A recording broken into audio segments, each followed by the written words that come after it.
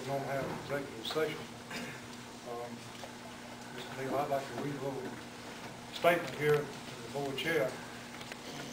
The Board of Education for the 96th School District has convened this proceeding for the purpose of granting Mr. Brian Neal a hearing pursuant to the district's grievance policy.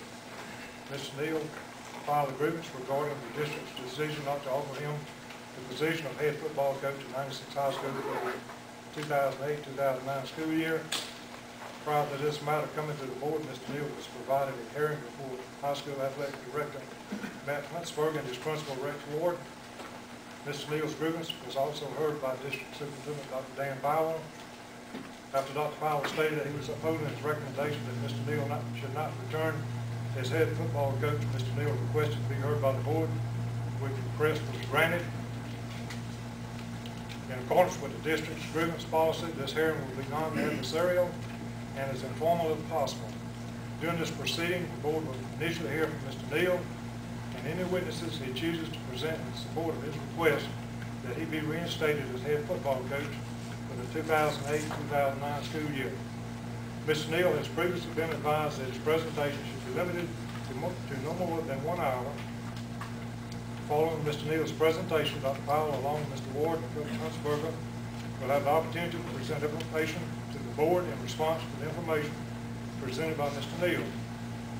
Dr. Powell's presentation also should be limited to 1 hour or less.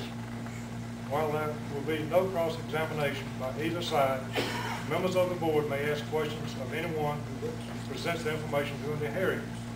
While the board wants to give both Mr. Neal and the administration a full opportunity to be heard on this matter, I would ask both sides to make certain that the information that they present is both relevant and non-repetitive. Mr. Neal also has been informed that he should not present any information to the board that has not previously discussed at his 2 prior grievance hearings. Mr. Neal should refrain from discussing any confidential student information or information about other district personnel.